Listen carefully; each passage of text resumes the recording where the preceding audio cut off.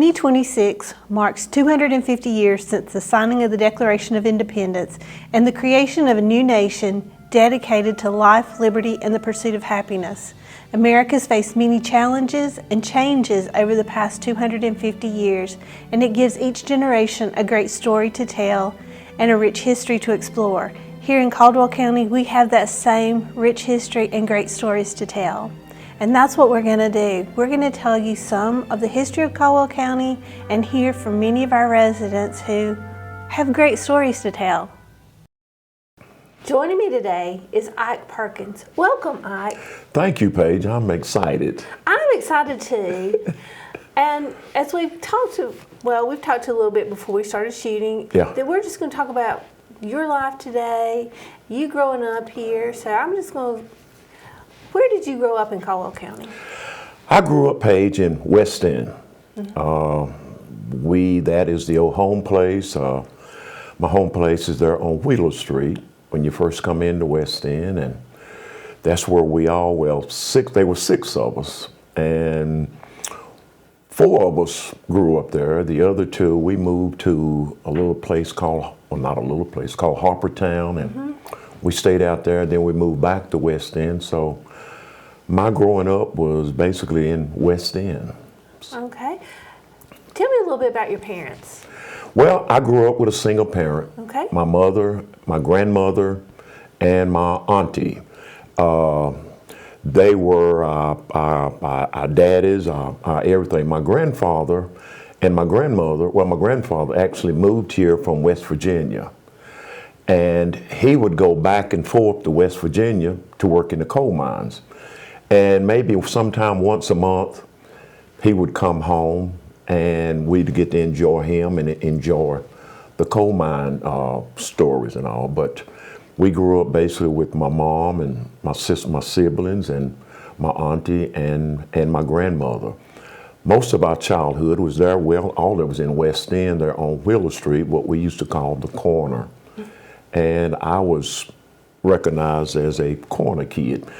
And it's sad, well, it's not sad, but the story, we had the woods kids, the kids that grew up what we call out in the woods. That's over on Stage Street. And we had the kids that grew up on the hill. That was where Mount Pilgrim Baptist Church is and where the school was at. And then you had the corner kids, and I was one of the corner kids. So we had our own little city, our own little recognition within the little area there at West End. It was like a little city itself. Yeah. Like a little city. Yeah. What did you do? I mean, what kind of activities did you do? Oh, Paige, you would not believe this. Where Mount Pilgrim Baptist Church is now, that is where we went to school, or one part of it. It was a three room, had 3 classes, 2 teachers, and I think we had 2 classes per room.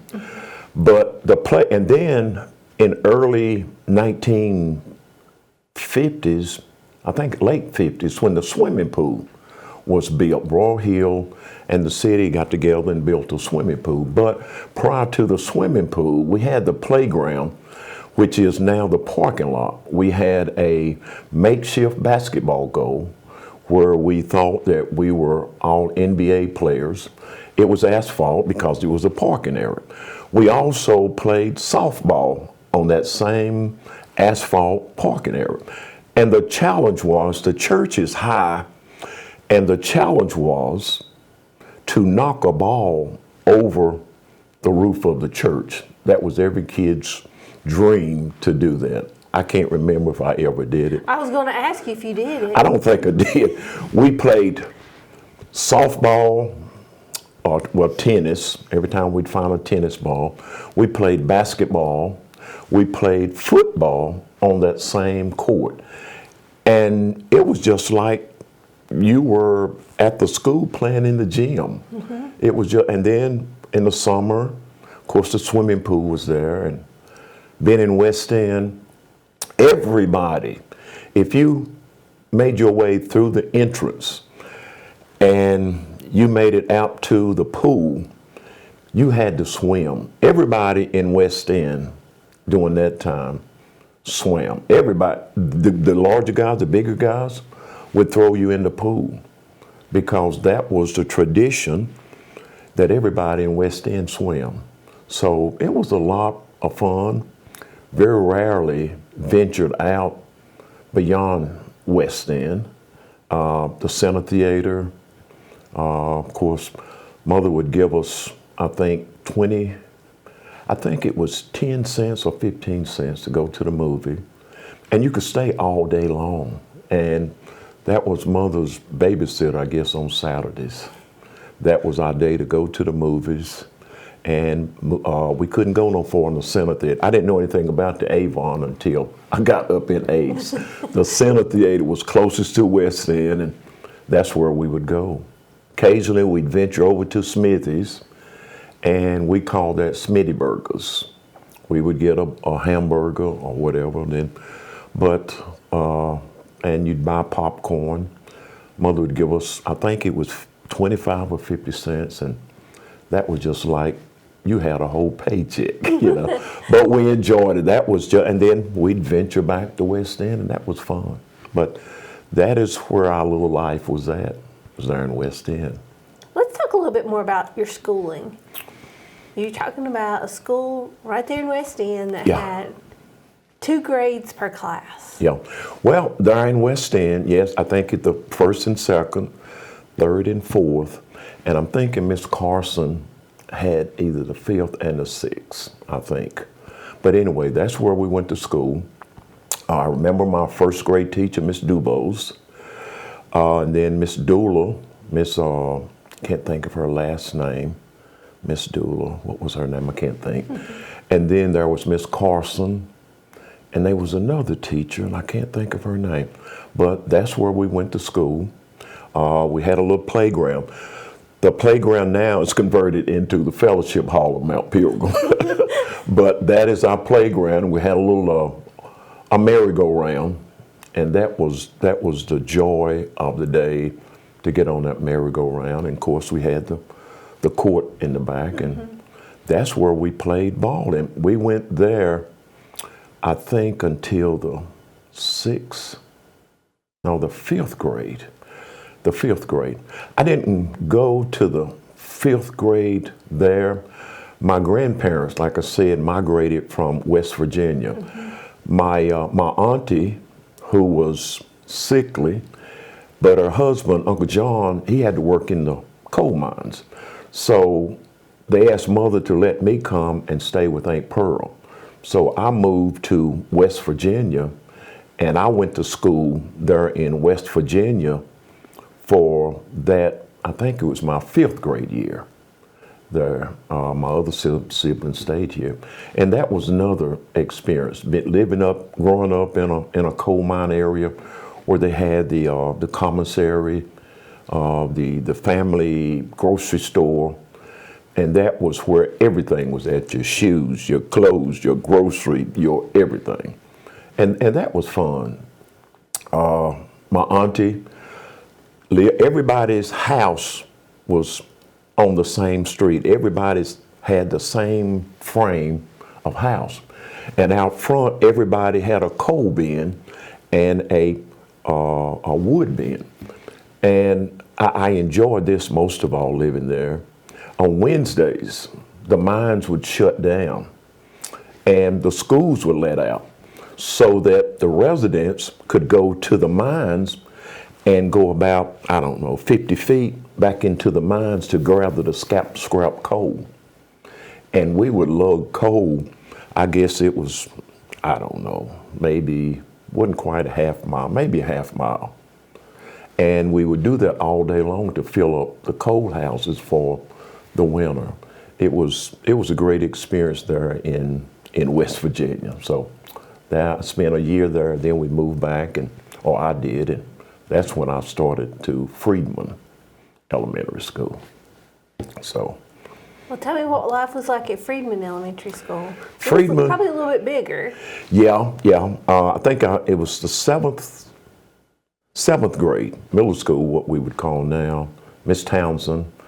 Miss Townsend was about 6'3" or 6'4". She was huge, and we all were scared to death of Miss Townsend.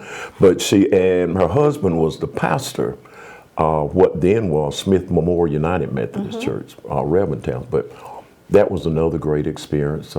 We had all the middle school classes there at Friedman at Friedman Elementary, which is where the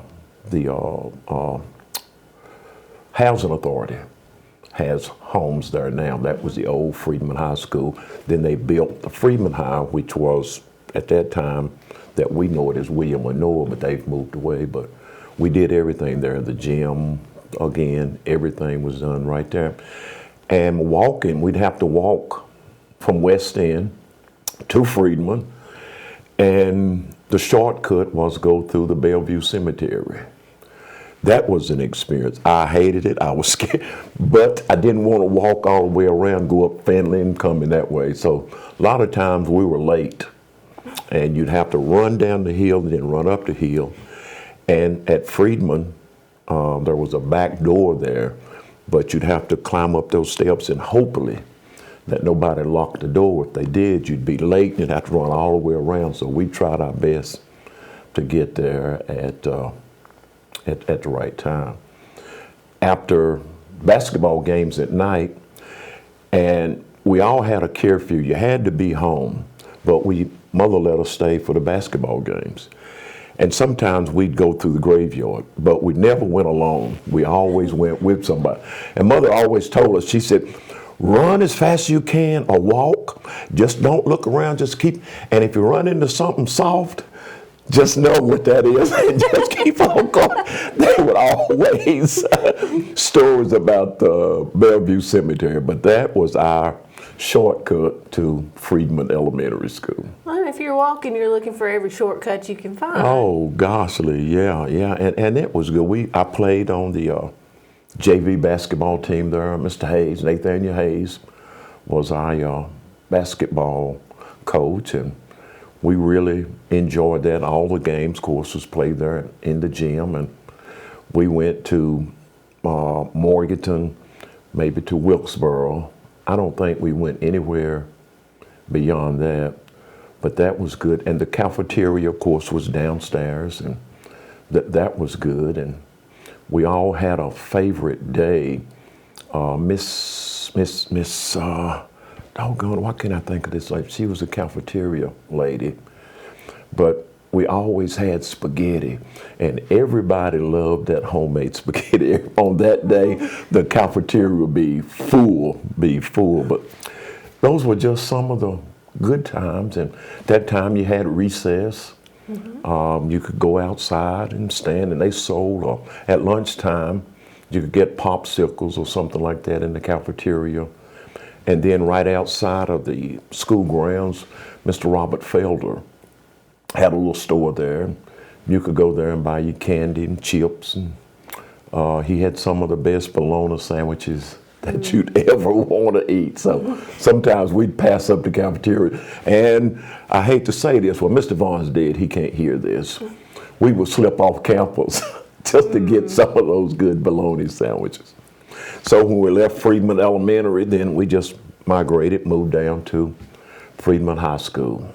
And that was the good days. I enjoyed school.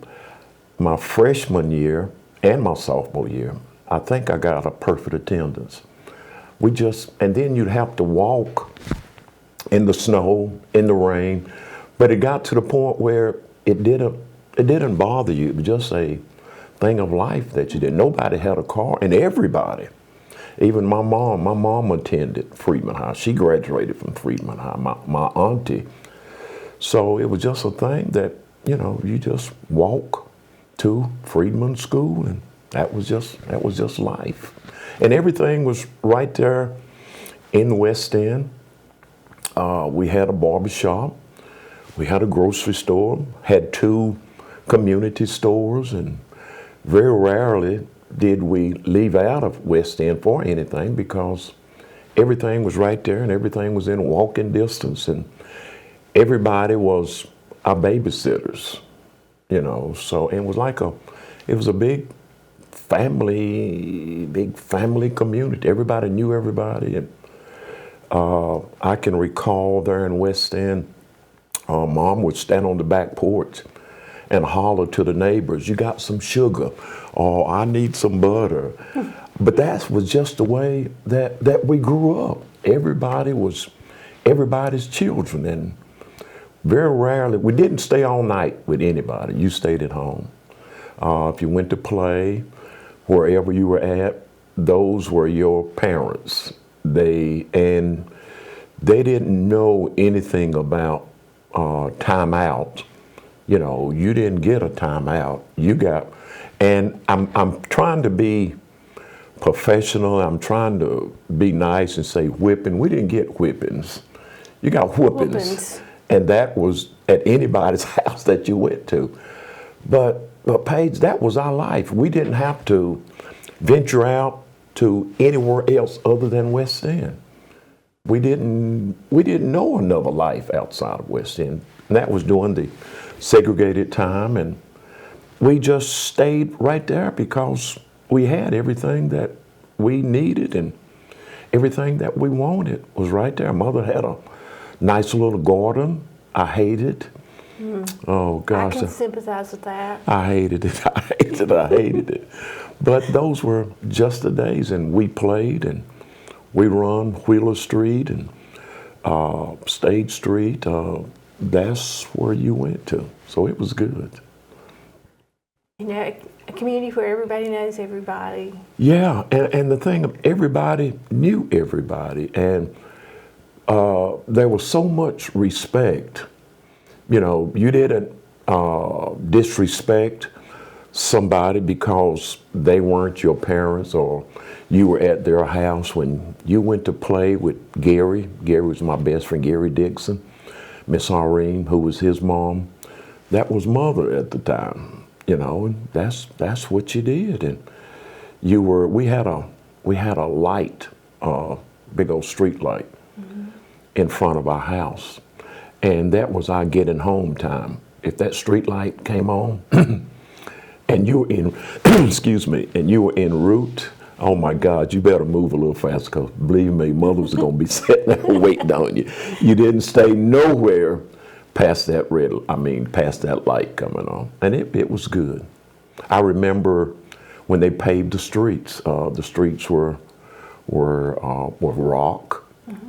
And I remember when they paved the streets there, when they paved Wheeler Street where we lived. That's been a lot of years ago. And now it's hard to imagine unpaved oh gosh, yeah. streets. I mean, especially in the city. Yeah. And I can't remember what the other streets were. I can't remember. I think Wheeler Street was probably the last one to be paved, and we enjoyed that. Oh gosh, to see that big truck and the big tractors, it was just something to see. So we enjoyed that. But growing up over there was just, it was just like it was different than everybody else. Freedman, and we tell people this now, if you didn't grow up in West End, then you didn't grow up, or you didn't have no growing up, because West End was the best. And occasionally we would compete in basketball with Freedman or with Harpertown. We had our own little NBA teams. We had our own little NFL teams. We had our own Major League softball. We didn't play baseball. We didn't have gloves. We'd take a tennis ball till it was just, a tennis ball is fuzzy. Right. When we got through with it, it was like this table. It was just smooth. There wasn't nothing on there. But those were just the good old days. Good days. After you graduated, I'm assuming you finished at Freedman? Yes. Graduated Freedman? Yes. What happened? What did you do next? Well, after I graduated from Freedman High School, what did I do? Well, I went to work. I graduated. I was working at Lenore Country Club. Prior to graduation, that's where I worked, sometimes on the weekend and sometimes during the week, because during those times, there were not a whole lot of jobs for the African American, especially young kids, 17, 18. But let me back up a little. Okay. Our employment was Lenore Golf Course. We'd walk from West End down Norwood Street. At that time, too, coming through town, I don't know if any of you remember this, there was a great big city park there where what's the name of that place over there? I think the county owns it now, where the drugstore was at, right across the street from the fire department. Yes. That was a great big city park right there. So we would come through West End and we'd shortcut through the park, go down Norwood Street to the golf course. And at that time, we were making, if you made $6, you did good. We would caddy. Sometimes if you caddied like 2 bags for 2 people, that was like $5, $2.50 a piece for them. And that was good. And that was our monies. So I learned a lot of people from that. So when we got old enough to work, to go to the country club, I started working at Lenore Country Club, washing dishes and being a busboy there at Lenore Country Club. And after graduation, I graduated in 1964 from Freedman High School. After graduation, where did I go to work? I think it was Lenore Country Club. No, I went to work at Broad Hill in Whitner, Chair 3.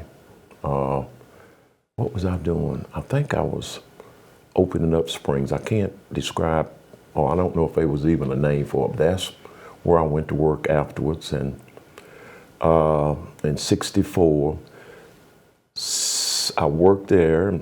I started going with my present wife, and we got married in 1966. She was in college at Winston-Salem State, and we got married in 66 and started a family, and we got 2 boys, Greg and Douglas, and I just moved from job to job. And the last job I've always had good jobs. I've always got along.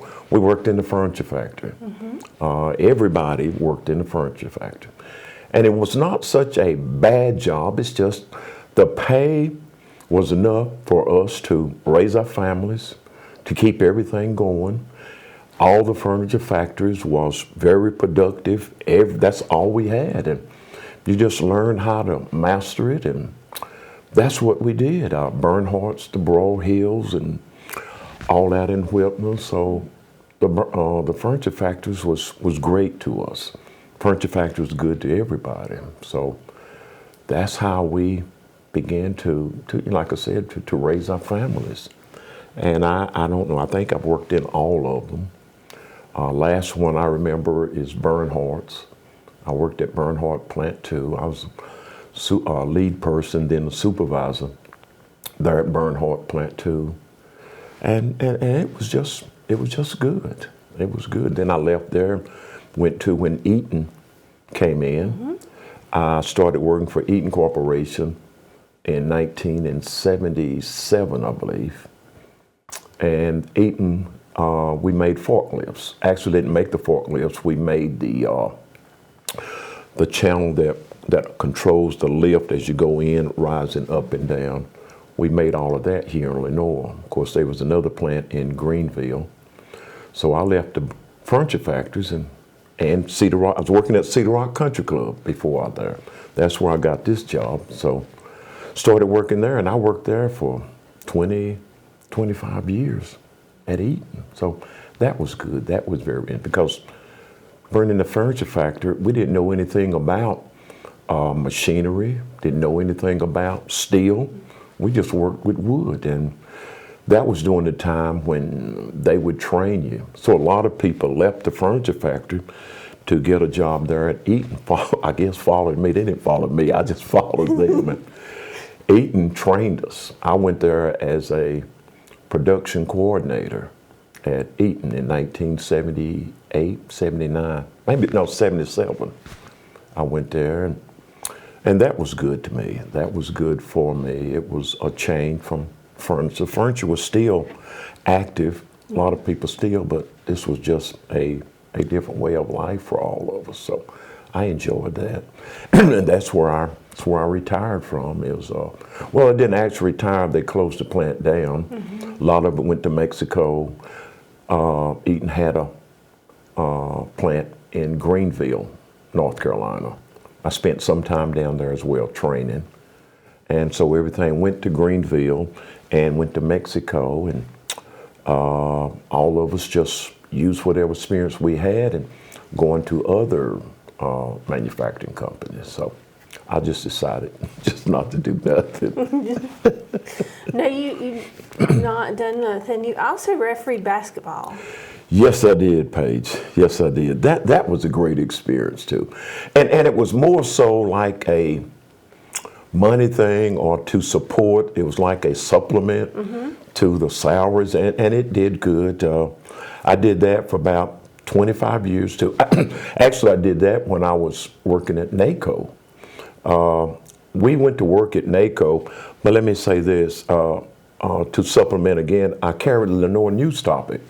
That's when it was in the mornings, and I'd get up at 2 o'clock in the mornings, go down to Lenore News Topic, gather up my papers. I had about 200 customers that I would deliver newspapers, and that would carry me from about 3 o'clock to about 5:30 a.m.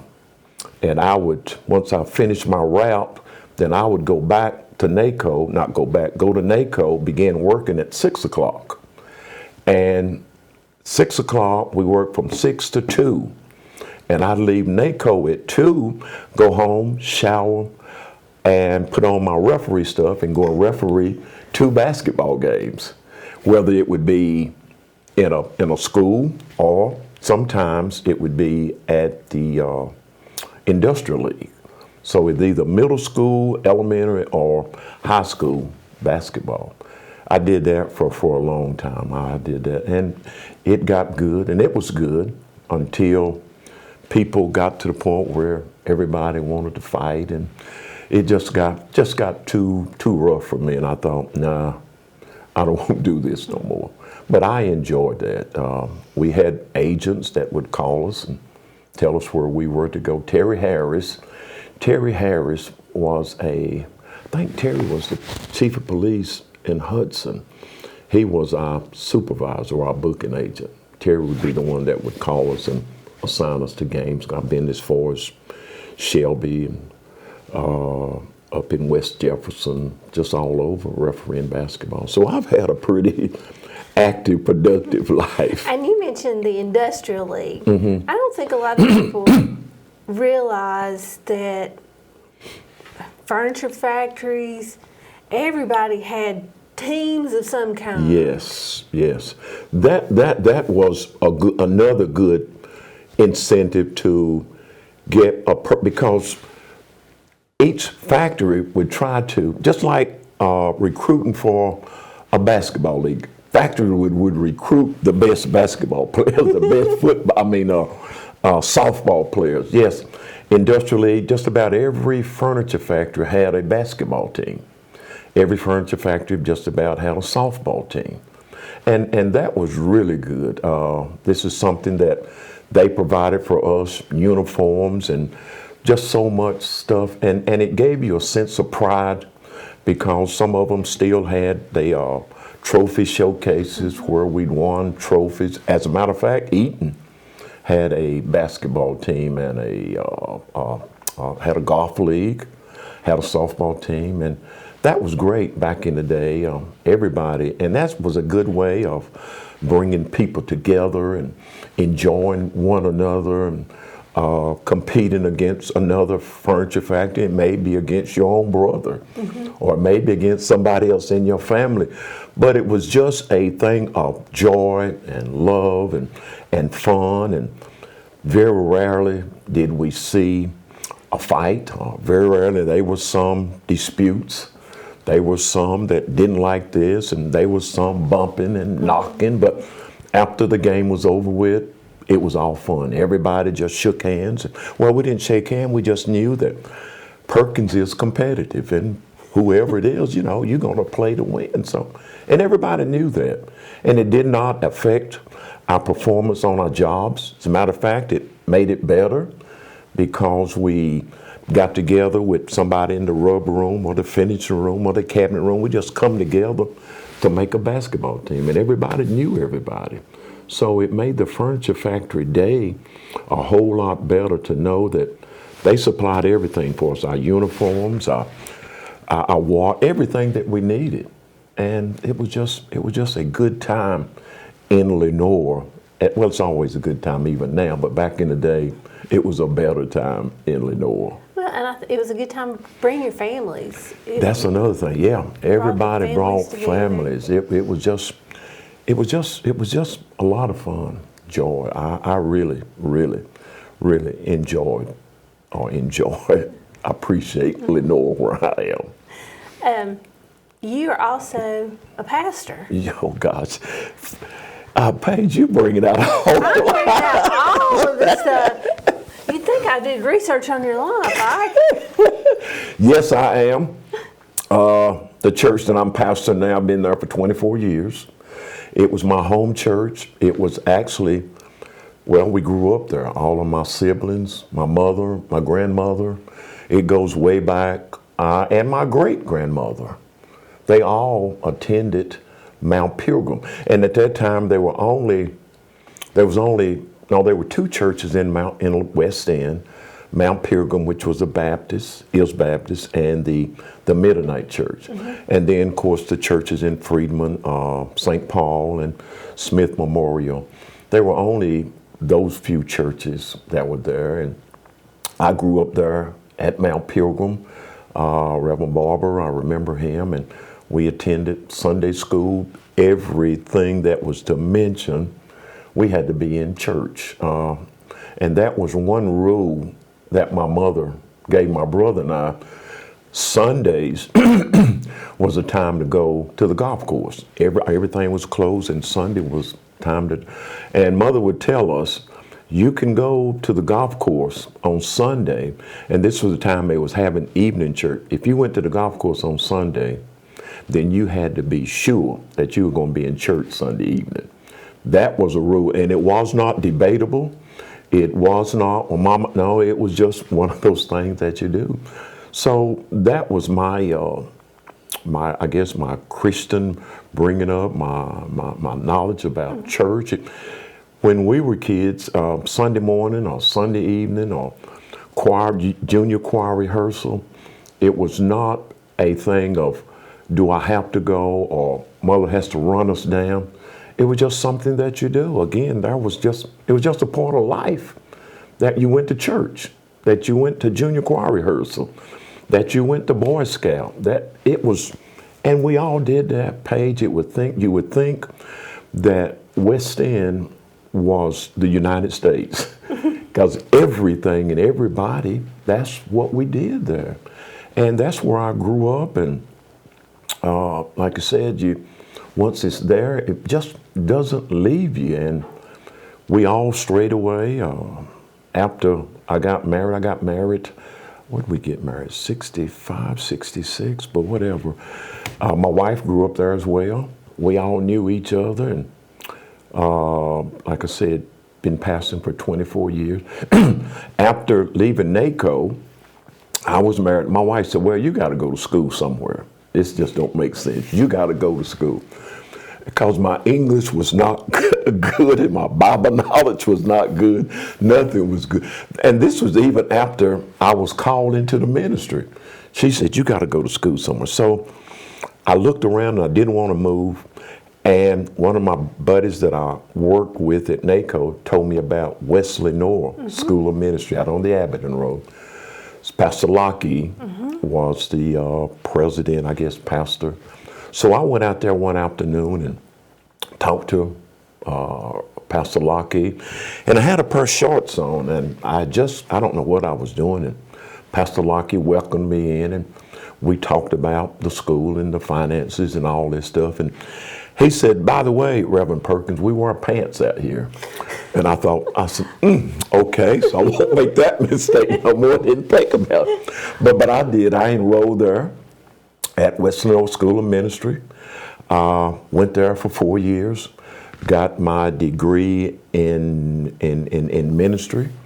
And this buddy of mine, we decided, or he did, he said, Ike said, we just might as well stay and get our master's. And they had a master's program. I said, no, man, I'm tired of school. 4 years. And we went Monday, Tuesday, and Wednesday from 8 to 12, I believe. Yeah, 4 hours. We had two teachers. And the instructors were just pastors from local churches, which did a super good job. And I enjoyed every day. I don't even think I missed a day there. And Miss Lockie would prepare our lunch for us. We'd go in and have lunch. We paid, I think it was $1. And we'd always have bologna, just something soup or something simple. And we'd have classes. And I thought, well, I might as well stay. So I stayed and got my master's in divinity and ministry. So I spent 7 years out at Wesley North School of Ministry. And that was good. I enjoyed every bit of that. I hate that it closed down, but I spent many days out at Wesley North School of Ministry. So that was good, and that qualified me some more for my wife's standard. And while I was preaching at Mount Pilgrim, I also got a small church in West Jefferson, and a little town called Crumpler, right in West Jefferson. And they called me there. I preached there one Sunday a month.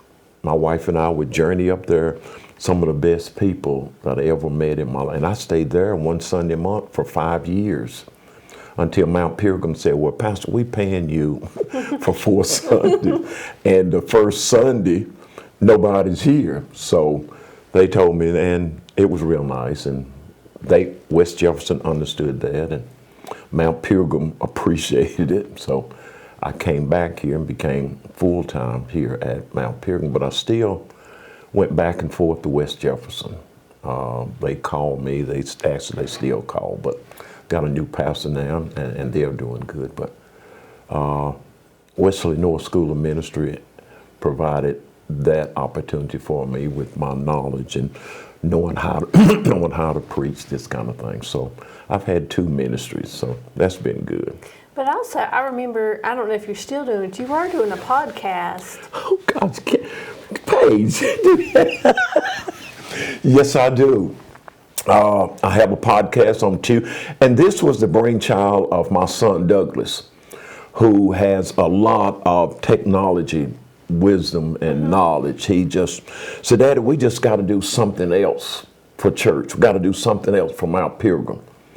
And I said, well, what is that you want? Well, let's do a podcast. Never did he know nothing about no podcast. Never had no earphones on. Never been in front of no cameras. Never done it. What we going to do? Well, Daddy, just talk. We'll do it for 10 minutes. And that's been 6 years ago. We do it every Tuesday at noon. Then, of course, we have Bible study Wednesday at 7. I do another podcast on Saturday mornings at 9, and then, of course, Sunday morning. So I'm pretty busy, and that podcast has been great. We get anywhere from 300 to 400 people that view us on Tuesdays and view us on Wednesdays and view us on Saturday mornings. I have had as many as 600 people that view the podcast. So, and it's just something that Spirit just leads me to pull out of the Bible to spend about 10 minutes on. Unfortunate, well, it's not unfortunate. I've used a couple of them for politicking. So that's, I don't like doing that. So I haven't done but 2 like that. So I'm okay with it. But you did, I remember during COVID, we came over and sat with you and talked to you about COVID, and you used it for some educational things to get information to the community. We did that, and that was a great thing. During COVID, I invited Dr. Lowry, who is now the CEO of UNC, Dr. Lowry, and Deborah Ashley Smith. They came over, and we interviewed them, and he shared a lot of medical stuff with us as far as COVID, what people need to do, and what we should be doing, and that was good because it was very informative. He explained the symptoms of COVID, and he explained the isolation part and what we could do that we could prevent COVID. It was great. He told us about the meds and the shots and the whole 9 yards. A lot of things that people didn't know about COVID.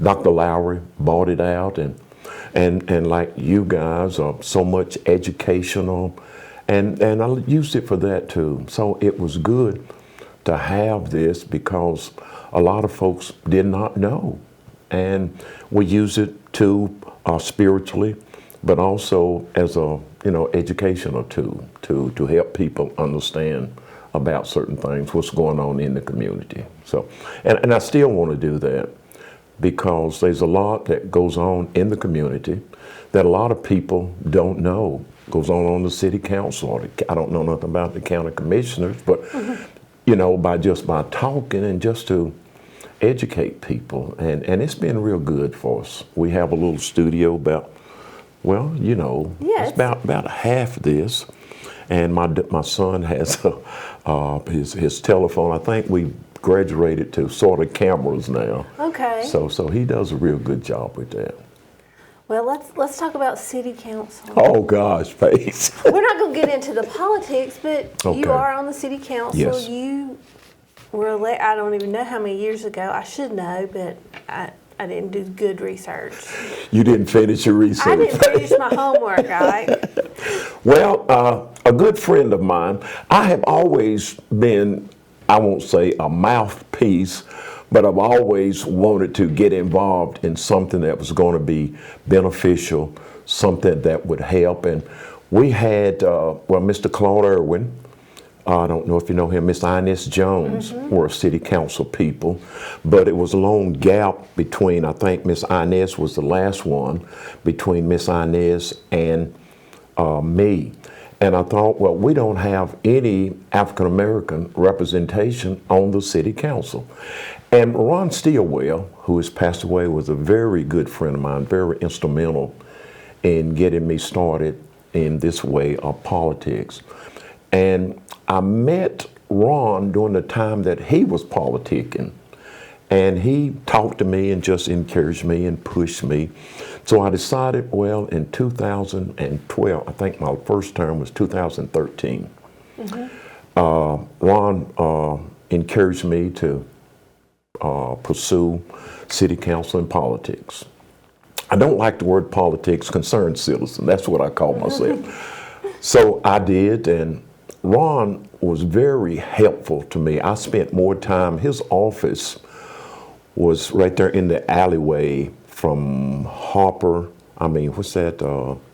West Avenue, between that little alleyway that goes through there. Ron's office was there, and I spent more time there learning politics. So the first year, 2010, I believe it was, I wanted to run, and Ron told me I wasn't ready. So he sent me to talk to the council. And I talked to every member of the city council at that time, told him my intention, what I wanted to do. And Ron didn't think I was ready. So I accepted that, and I just backed off. But the following year, I really put myself into it. I think there, Mr. Bryan, and to some other city functions, I became a part of, and I familiarized myself. I knew what was the action of the city. The mayor at that time was Mayor Barlow, I think. He encouraged me to get involved with city functions, to get out and to meet people. So I spent 2 years doing that. I became a member of the planning board. I was on the adjustment board.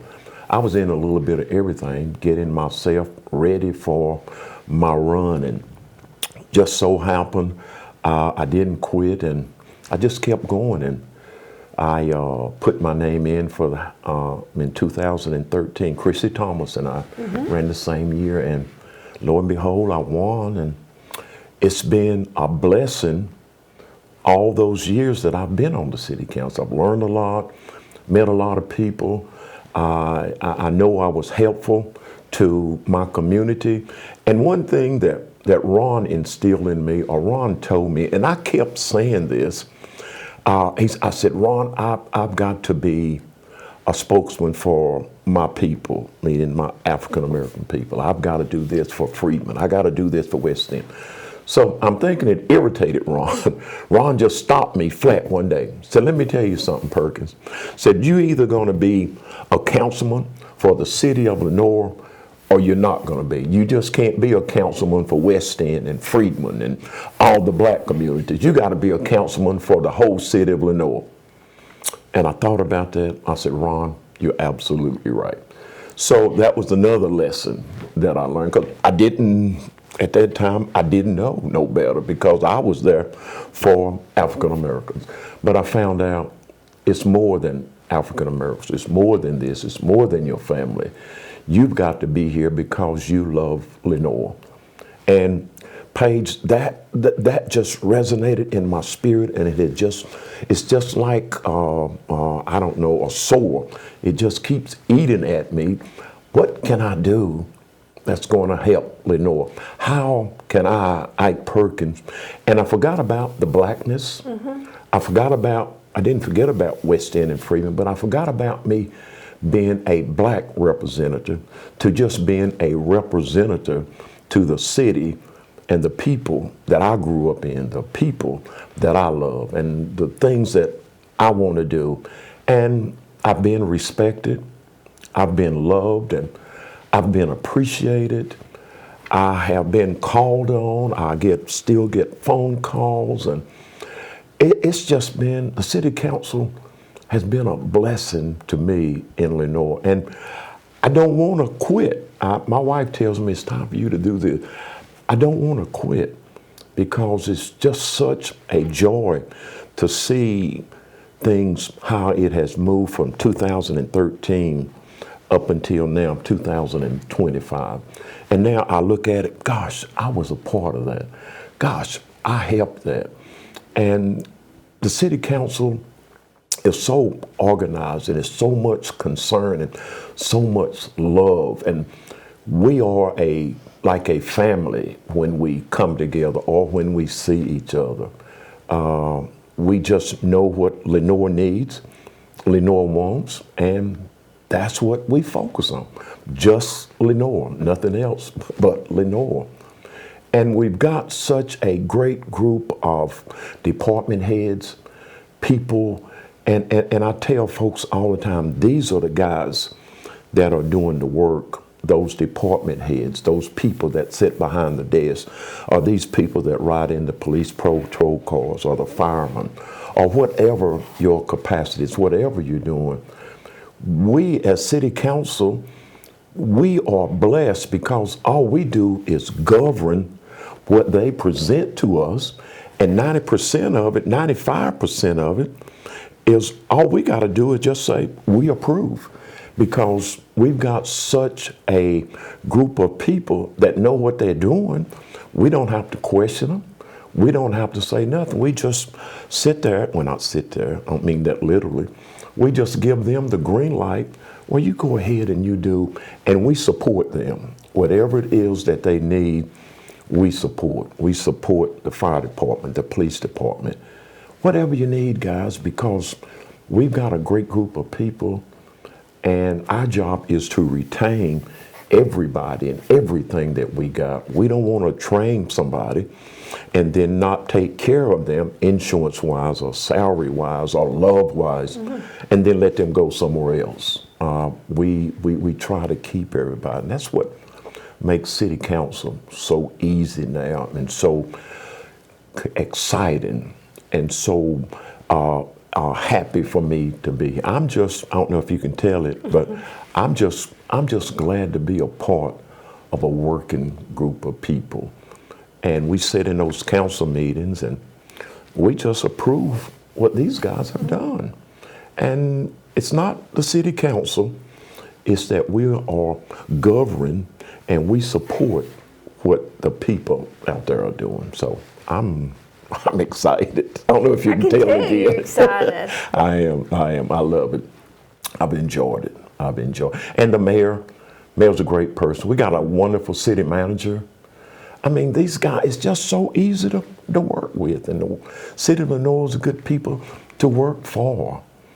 Because every now and then, you know, we get some negative vibes, but I've heard the old saying goes that my good days outnumber my bad days, and sometimes somebody will see you, I appreciate what you're doing, or thank you for what you do for the city. That's what it's all about, is somebody to come and say, that's when you know that I have not arisen, but I have accomplished what I set out to do. So that's good. That's good. All right. So I'm thank you, God, for giving me this opportunity, and thank you for letting me share my story about Lenore and where I grew up. Thank you so much for this. Thank you, Ike. And thank you for watching.